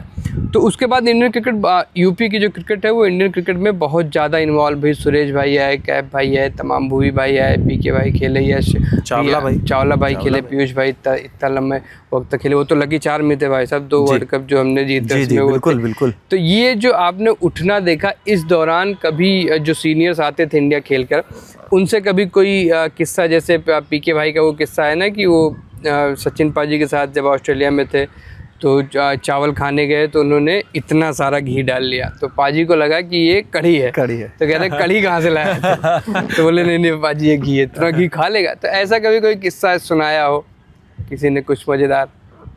सर सारे मतलब ये जो लोग थे सब अपने अपने तो एक्सपीरियंस आके शेयर करते थे कि ऑफ फील्ड की बातें हम लोगों ने बहुत कम किया है कि, लेकिन इन लोगों ने क्रिकेट को, जो आप बोल रहे हैं ना कि यूपी की क्रिकेट बहुत ऊपर गई है, यूपी की क्रिकेट गई इन्हीं लोगों की वजह से ऊपर है, क्योंकि रैना भाई आए, वहाँ से कैप भाई पहले आए, कैप भाई जाके इंडिया में परफॉर्म किया, वो नेटवेस्ट वाला आपको याद है, वो तो उनका हमेशा ही से रहेगा कि नेटवेस्ट वाला ट्रॉफी वाला मैच जिताया। तो जब वो लोग आते थे ड्रेसिंग रूम के अंदर तो प्लेयर के अंदर आता था कि यार मुझे ये बनना है जाके, तो कैप भाई गए, फिर उसके बाद रैना भाई, चावला भाई, आरपी भाई, पीके भाई, तो ये सब क्या इंडिया, जब आप 5 और 6 इंडिया प्लेयरों के बीच में आप बैठेंगे तो आप भी अपने आप को फील करेंगे कि यार मुझे भी उनके जैसा बनना, उनका ड्रेसिंग रूम शेयर कर रहा हूँ मैं, तो उनके जैसा परफॉर्म करना पड़ेगा। तो वहाँ से जाके वो एक था ना यार, और मेहनत करनी है और जाके करना है, उनसे जानबूझ के पूछना, जाके ज़बरदस्ती उनके पास बैठ जाना, नहीं भी बात कर रहे हैं तो भी बैठ जाएं, भैया यार ऐसा ऐसा बात करेंगे, तो उनको, हम लोगों को पता है कि जब वो बात करेंगे जाके तभी तो वो सीख पाएंगे। तो फिर पीके भाई अपना शेयर करते थे कि यार ऐसे करके डालना, एक सीबी सीरीज़ में मैंने ऐसे करके डाला था, वो पोंटिंग को मैंने ऐसे करके बोल्ड मारा वहाँ पे, तो वो ऐसे करके बताते थे। तो वो कल्चर उन्होंने पैदा कर दिया था कि हम लोगों के लिए कि यार तुम लोग आओ और ऐसे करके मैचेस जीतो। पोंटिंग का जिक्र आया, पोंटिंग 2003 फाइनल के विनर, आपके पहले आईपीएल विकेट भी थे पोंटिंग जी। कैसा जश्न मनाया था? क्या लगा कि 2003 का बदला थोड़ा सा ही सही पूरा हुआ आज? क्या सेलिब्रेशन था पोंटिंग का आउट करने का? सर मैं बॉल डाल रहा था, तो जब मैं उसी मैच में फर्स्ट बॉल डालने जा रहा हूँ तो रनअप लेके खड़ा हुआ, तो एक टाइम तो मैं भूल गया, क्योंकि एक तरफ तो सचिन पाजी दिख रहे थे और दूसरी तरफ थे पोंटिंग, मुंबई इंडियंस। हाँ, मुंबई इंडियंस से मैच चल रहा। तो मैं तो पहले तो बॉलिंग भूल गया कि यार करना क्या, और इतना पहली बार पब्लिक देखी, और सीएसके का क्राउड आपको पता ही है, वो सीटियों की आवाज़ इतना, तो मुझे तो पहले तो यही लगा यार अब क्या करूँगा मैं। फिर आया, फिर मैं आँख बंद किया, ऊपर वाले का नाम लिया, मैंने कहा जो होगा देखा जाएगा। उसके बाद बॉल डालने चालू किया, फिर रिकी पोंटिंग को डाला। रिकी पोंटिंग को जब मुझे पता था कि वो बाउंसर पे अच्छा शॉट मारते हैं, लेकिन जो आपने बोला ना कि जयदी सर और इन लोगों के साथ बैठ के आपने क्या सीखा, तो ये लोग बोलते थे कि जिस प्लेयर की जो मतलब शॉट अगर उनकी ताकत है, हाँ, तो वो कभी कभी वीकनेस भी होती है। तो बस वही सोच के मैंने वो बहुत छोटा बॉल डाला वहाँ पे, और उन्होंने, वो थोड़ा सा लेट आया, उन्होंने पुल ट्राई किया और बैठ के ऊपर टॉप एज लगा, और अश्विन भाई ने एक अच्छा कैच पकड़ा, और मैं बस अपना चलता चला गया। क्या था मैच के बाद, मतलब क्या जैसे होता है ना कि एक ट्रॉमा, हम लोग का तो ट्रॉमा ही है भाई, 90s वाले 2003 का वर्ल्ड कप फाइनल ट्रॉमा ही है जी। तो उस ट्रॉमा का जो मेन विलेन था उसका विकेट लिया, तो कभी आया ये दिमाग में कि यार थोड़ा सा बदला हुआ पूरा यही आदमी था, आज स्प्रिंग वाला बैट नहीं ला पाया? नहीं, उनके एक्चुअली में जो मैं क्रिकेट में कभी भी इतना खेल रहा था तो सबसे ज़्यादा मुझे उनसे नहीं था, ना ही ऑस्ट्रेलियन टीम से रहा। मेरा था हमेशा से कि यार पाकिस्तानी बॉलरों से जो आता था ना कि यार बहुत तेज थे, शोएब अख्तर जी का इतना था कि, तो पापा मेरे हमेशा बोलते थे यार ये हमेशा जानबूझ के बाउंसर मारता है सचिन को, कि जानबूझ के ये चोट मारने के लिए कि सचिन इंजर्ड हो जाए, पाजी को इंजर्ड करने के लिए बॉलिंग करता है शोएब अख्तर। तो बस हमेशा ये रहता था कि यार वैसा बॉलर बनना है ताकि इनका बदला मैं ले सकूं। इसलिए ये फास्ट बॉलिंग का ये सारी चीज़ें जो चली वो वहाँ से चली हैं, तो फास्ट बॉलर मैं तभी बना। अच्छा, सबसे अच्छी मेमोरी क्या रही यूपी के लिए खेलते हुए, जो मतलब हमेशा याद आती कि यार वो वाला मैच ना बहुत सही हुआ था? सबसे ज़्यादा जो हम लोग T20 जीते थे, जिस साल मुश्ताक अली जीते थे, रैना भाई की कैप्टनसी में मुश्ताक अली जीते। उस साल थ्रू आउट हम लोग पूरे टूर्नामेंट में एक भी मैच नहीं हारे थे। मतलब जो बंदा जा रहा है, परफॉर्म कर रहा है, जीते जा रहे हैं मैच, तो वो एक सबसे अच्छा था, यादगार मतलब हम लोग के लिए रहा है कि उसमें तो अलग ही खेला हम लोगों ने पूरे साल। आईपीएल में कभी क्रिस गेल ने पार्टी दी, उसमें कभी गए हो? उसमें उनकी पार्टी बड़ी वाइल्ड होती है, मैंने सुना है। पार्टी हमारे टाइम पे तो इतनी वाइल्ड वाली तो नहीं हुई है, सब एक नॉर्मल गेट टुगेदर रहे हैं। हाँ, मैंने सुना तो पहले था कि पार्टियां उस टाइम पे होती रही हैं, लेकिन बाद में ऐसा कुछ भी नहीं था कि नॉर्मल गेट टुगेदर होता है, सारे प्लेयर्स दोनों टीमों के आते हैं एक जगह पे, सब बैठते हैं, आपस में बढ़िया बातचीत है, कोई जिनको डांस करना है वो लोग डांस करते हैं, नॉर्मल पार्टी होती है, कोई गेट टुगेदर हुआ, कोई वैसे कोई पार्टी नहीं हुई है। हाँ, क्रिस गेल का अपना अलग है, आप तो उनको देखते ही हैं कि वो पूरे चिल है, चारों तरफ उनको अपना है, वो खुद ही का गाना भी गाने लगेंगे, थोड़ा सा ड्रिंक किया, गाना गा रहे हैं, हो सकता है स्टेज के ऊपर भी चढ़ के थोड़ा डांस कर लें, तो वो अलग है। अच्छा, कभी ऐसा हुआ पार्टी के बाद कोई प्लेयर उठा और बोला आज गाड़ी तेरा भाई चलाएगा? पार्टी तो हमेशा होटल में ही होती है, तो कभी हुआ नहीं। ऐसा नहीं कि नाइट आउट करके आते हैं, आज घूम के आते हैं। नाइट आउट करने के लिए देखेंगे तो अक्षर पटेल का शौक है, अक्षर पटेल चाय के बहुत शौकीन है, तो उनके साथ हम लोग निकल जाते थे। इंदौर में जब मैच होते थे तो हम लोग चले जाते थे उनके साथ में कि चाय पीने के लिए, वो इंदौर में जो खाऊ गली करके एक है वहाँ पे छप्पन दुकान। हाँ जी, उधर साइड पे गए, चाय पी के, मैं, मोहित भाई, अक्षर भाई, ये सब लोग साथ में निकल गए, उधर जाके चाय पी के आ रहे हैं ऐसा। तो मोहित भाई कैसे, कि मोहित मतलब इतना बढ़िया स्पेल जा रहा था, वो जो फाइनल हारे थे सीएसके से। जी। पता नहीं नारियल पानी वाले सर आए थे या हार्दिक आया था, किसी ने कुछ कहा, उसका पिट के मतलब। तो लेकिन हम देखते कि मोहित भाई बहुत ज़्यादा गुस्सा नहीं करते, करियर ठीक ठाक लंबा रहा, बीच में एकदम गायब हो गए, नेट बॉलर बन के आए, वापसी करी और अच्छा किया। तो मोहित भाई से कभी इन सब चीज़ों पे चर्चा होती है कि यार मतलब होता ना कि जब आप थोड़ा सा लो फील करो तो मोटिवेट होने के लिए आप ऐसे व्यक्ति के पास जाते हो जिसका खुद का स्पाइक रहा हो करियर में, इतना नीचे गया फिर ऊपर आया, तो कभी जीवन पे चर्चा हुई मोहित भाई से? मैं उनके इंटरव्यू सुनता हूँ तो बड़े मज़ेदार आदमी लगते हैं। एक्चुअली मोहित भाई से मैं काफ़ी बात करता रहता हूँ, अभी भी बात होती रहती है। अभी आईपीएल चल रहा तो इतनी बात नहीं कर रहा हूँ, लेकिन वैसे भी मैं बात करता रहता हूँ, क्योंकि हम लोग 2013 से साथ में ही है। वो अगर आप देखिए तो उसी सीज़न में हम लोग दोनों लोग साथ में खेले हैं आईपीएल में, फिर वो उधर से इंडिया चले गए, फिर मैं इधर डोमेस्टिक में खेला, तो हम लोग अच्छे दोस्त की तरह ही है। लेकिन मैं उनको हमेशा सीनियर है मेरे, तो एक बड़े भाई की तरह से। तो कभी लगता है कि यार कुछ दिक्कत चल रही है बॉलिंग में, तो बात कर भी लेता हूँ, और हेल्प भी की है उन्होंने मुझे। बीच में थोड़ा सा मेरा बॉलिंग में जंप नहीं हो रहा था, तो उन्होंने बताया एक दो चीज़ें कि यार वो आपको सही करनी चाहिए। तो बढ़िया है, लाइफ के बारे में भी अच्छी बात करते हैं। अच्छा, कितना अंतर आता है जब आप रणजी खेलने के लिए टीम के साथ ट्रैवल कर रहे हो और ये गेम चल रहे हो, जब आईपीएल चल रहा है? अंतर तो साफ दिखता है कि बहुत बड़ा आता होगा, लेकिन एज अ प्लेयर आपकी जो तैयारी होती है, जो प्रिपरेशन होती है, उसके बाद जिस तरीके से आप खेलने जाते हो, उसमें कितना अंतर फील होता है कि नहीं यार ये चीज़ थोड़ी सी गड़बड़ लग रही है? सर, रणजी ट्रॉफी और आईपीएल ना दोनों बहुत डिफरेंस है, बहुत ज़्यादा डिफरेंस है। एक है फ्रेंचाइजी के लिए आप खेल रहे हैं, एक है आप स्टेट के लिए खेल रहे हैं, एक है उसमें करोड़ों का इन्वेस्टमेंट पीछे लगा हुआ है, आपका किडबैक उठाने के लिए भी लोग आ सकते हैं वहाँ पे। आप रात में गए, आपका टाइमिंग है, आपने अपना किडबैक बाहर रख दिया, वो चला गया, सीधा ट्रैवल कर रहे हैं। रणजी ट्रॉफी में तो आपको सब कुछ खुद ही करना है, तो सब तरह से आप अपने आप को प्रिपेयर करना है पूरी तरह से। आप मैच खेलेंगे, 4 दिन का आपने मैच खेला यहाँ पे, उसके बाद नेक्स्ट डे आपको फ़्लाइट लेनी है, दूसरी जगह पे जाना है, तो जो भी चीज़ है सारा आपके ही ऊपर है, तो आपको ही सारी चीज़ करनी है वहाँ पे। लेकिन ये एक मोटिवेशन भी है प्लेयरों के लिए कि भाई अगर आपको वैसी लाइफ आपको लेनी है तो उसके लिए आपको रणजी ट्रॉफी या मुश्ताक अली है, उनमें आपको परफॉर्म करना पड़ेगा। आप ग्राउंड में परफॉर्म कीजिए, उसके बाद आपको वो सब मिलेगा। आप डोमेस्टिक परफॉर्म करेंगे तो आईपीएल सेलेक्ट हो जाएंगे, तो वहाँ पे पहुँचने के लिए नीचे तो आपको मेहनत करनी पड़ेगी, यहाँ परफॉर्म करके दीजिए, आईपीएल अपने आप आएगा। अच्छा, एक बड़ा इंटरेस्टिंग सा सवाल आता है कि अगर आप आईपीएल नहीं खेल पा रहे हैं, आप खाली डोमेस्टिक खेल रहे हैं, तो एक साल में on an average Ranji, Syed Mushtaq Ali और विजय हजारे खेल कर अगर आपने सारे मैचेस खेले तो कितना पैसा बन सकता है एक साल में? सर, अगर आप तीनों फॉर्मेट के अगर पूरे मैच खेलते हैं तो आप ये पकड़ लीजिए करीब 20 लाख रुपए के आसपास साल का कमाते हैं आप। इतना सारे मैच खेलने के बाद सारे पर मैच क्या फीस है अभी? सर, जो जिनके मतलब मैच के एक इन्होंने स्लैब बनाए हुए हैं। हाँ, स्लैब है, तो जिनके 20 मैच से कम है उसको यह 160 है, और उससे जो उसके ऊपर हैं 20 से 40 के मैच में उसके करीब 2 लाख रुपए पर मैच हो जाते हैं। फिर और जो जिनके 60 मैच के ऊपर हैं तो उसका 240 है। तो उस तरह से स्लैब है, लेकिन अगर आप पूरा खेल पाएंगे तभी आप उसको अचीव कर पाएंगे। तो ये मैंने एक एवरेज आपको बताया कि यार कि 20 लाख रुपए के आसपास तक आदमी कमा सकता है। ये रणजी की फीस हम ये बताएं। हाँ, और रणजी सैयद मुश्ताक अली की क्या मैच फीस होती है अभी? सर इसी हिसाब से होती है। मुश्ताक अली की तो मैच फीस मुझे तो अभी याद भी नहीं है कितनी है, क्योंकि विजय हजारे पर सर इसमें क्या होता है कि मैच फीस ना पर डे के हिसाब से डिवाइड हो जाती है। तो पर डे जैसे वही है कि 40, 50 और 60 का एवरेज पड़ जाता है हर डे के हिसाब से। तो अगर आप वनडे खेल रहे हैं कि वही 20 मैच अगर आपके रणजी ट्रॉफी वाले होंगे तो आपको 40,000 पर डे, फिर 40 मैच हुए तो वो 50,000, फिर 60 मैच के ऊपर है तो 60,000 पर डे, वैसा वाला अगर हो जाएगा। पूरा सीजन बिना इंजरी कट जाए तो पूरा इंजरी खेलेंगे हाँ तो 20 से आप 25 भी पकड़ लीजिए कि 25 लाख रुपए के आसपास आपका आ जाएगा।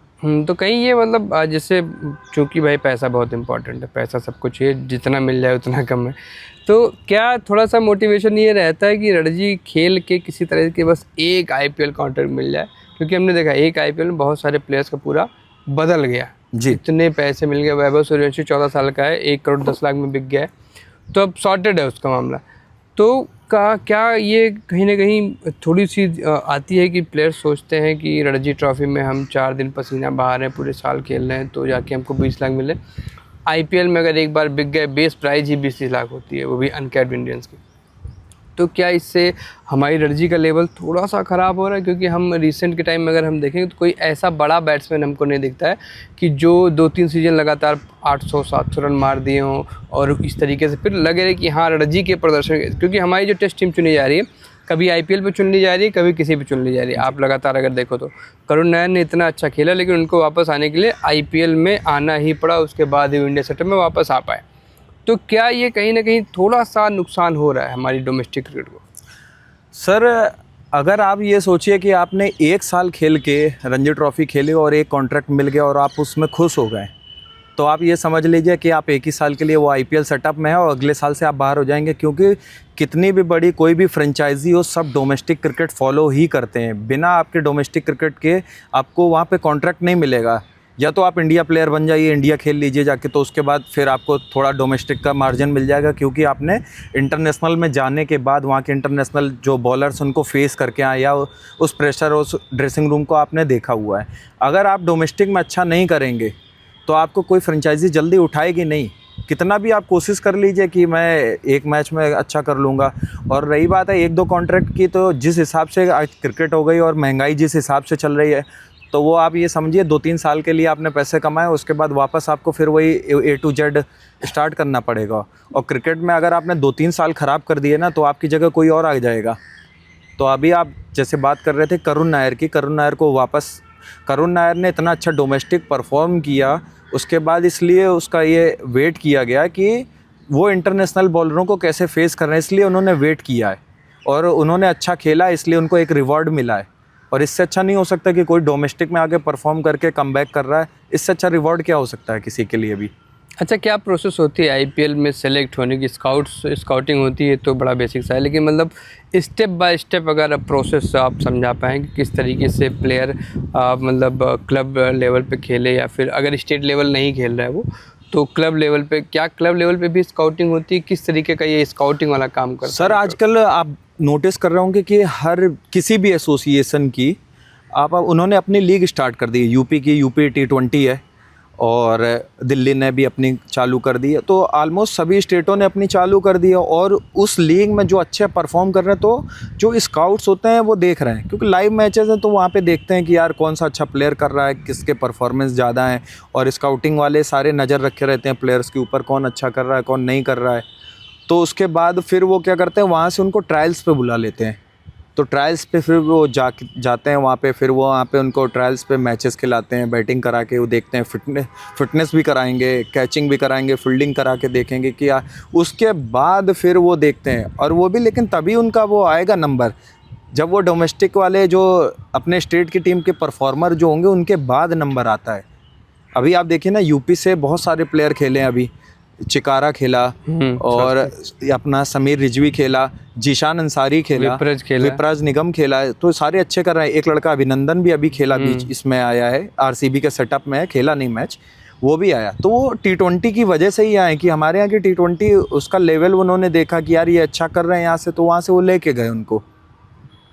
ठीक है, तो अंकित भाई से हमने बात करी, हमने आपको पेस बॉलिंग के ग्रिप्स भी बताई, आईपीएल में सिलेक्ट होने की टिप्स भी दी और ड्रेसिंग रूम शेयर करना कैसा होता है, ये तमाम सारी चीज़ें आपने अंकित भाई के जरिए जानी। और ऐसे तमाम सारे इंटरव्यूज़ के लिए स्पोर्ट्स टापू को सब्सक्राइब कर लीजिएगा। मेरा नाम सूरज है।